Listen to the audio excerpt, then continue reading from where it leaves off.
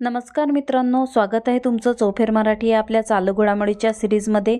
आज आपण 15 जानेवारी 2025च्या चालू घडामोडी बघणार आहोत। चला तर मग सुरुवात करूया आजच्या पहिल्या प्रश्नाला। प्रश्न पहिला, जम्मू आणि काश्मीरमधील सोनमर्गमध्ये कोणत्या बोगद्याचे उद्घाटन देशाचे पंतप्रधान नरेंद्र मोदी यांनी केले? झेडमोड। जम्मू आणि काश्मीरमधील गादरबल जिल्ह्यात झेडमोड सोनबर्ग बोगद्याचे उद्घाटन केले। हा बोगदा 2600 मीटर उंचीवर म्हणजेच समुद्रसपाटीपासून 8652 फूट उंचीवर बांधण्यात आला आहे।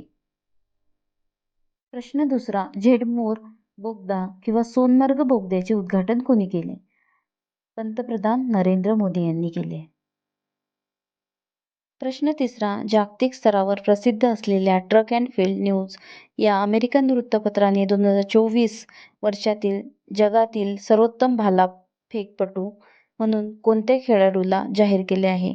नीरज चोप्रा या सर्वोत्तम भालाफेकपटू खेळाडूला जाहीर केले आहे। प्रश्न चौथा, राज्यातील बेरोजगारी कमी करण्यासाठी मध्य प्रदेश सरकारने कोणती योजना सुरू केली? पार्थ योजना सुरू केली। मध्य प्रदेशने लष्कर, पोलीस आणि निमलष्करी दलातील तरुणांना करिअरसाठी प्रशिक्षण देण्यासाठी पार्थ योजना सुरू केली। प्रश्न पाचवा, इंडियन पोलीस फाउंडेशनचे नवे अध्यक्ष म्हणून कोणाची नियुक्ती करण्यात आली आहे? OP सिंग यांची इंडियन पोलीस फाउंडेशनचे नवे अध्यक्ष म्हणून नियुक्ती करण्यात आली आहे। प्रश्न 6, ज्याने अलीकडेच Bharat cleantech manufacturing platform launch केले? पीयूष गोयल यांनी क्लीनटेक मॅन्युफॅक्चरिंग प्लॅटफॉर्म लॉन्च केले।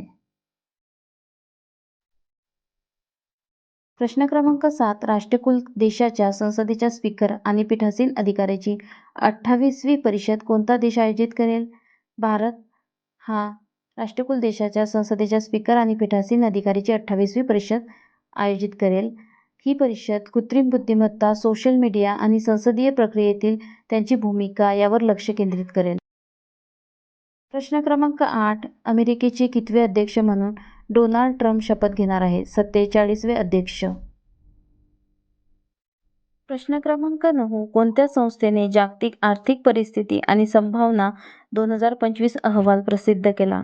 संयुक्त राष्ट्राने। आणि या अहवालानुसार भारतीय अर्थव्यवस्था 2025 मध्ये 6.6% आणि 2026 मध्ये 6.7% वाढण्याचा अंदाज आहे।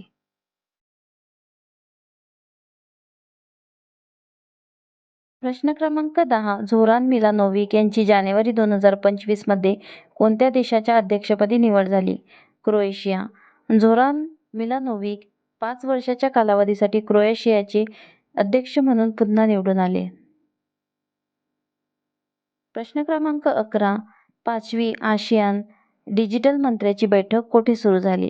बँकॉकमध्ये। आणि थीम आहे सुरक्षित, नाविन्यपूर्ण, सर्वसमावेशक आसियानच्या डिजिटल भविष्याला आकार देणे। प्रश्न क्रमांक 12, अत्यंत थंडीत तैनात सैनिकांसाठी कोणी नवीन गणवेश लॉन्च केला? DRDOने। संरक्षण संशोधन आणि विकास संस्थाने सियाचीन आणि लडाख सीमेवर अत्यंत थंडीत तैनात सैनिकांसाठी नवीन गणवेश लॉन्च केला। चला तर भेटूया पुढच्या व्हिडिओमध्ये। व्हिडिओ आवडला असेल सबस्क्राईब करा, लाईक करा, शेअर करा। थँक्यू, धन्यवाद।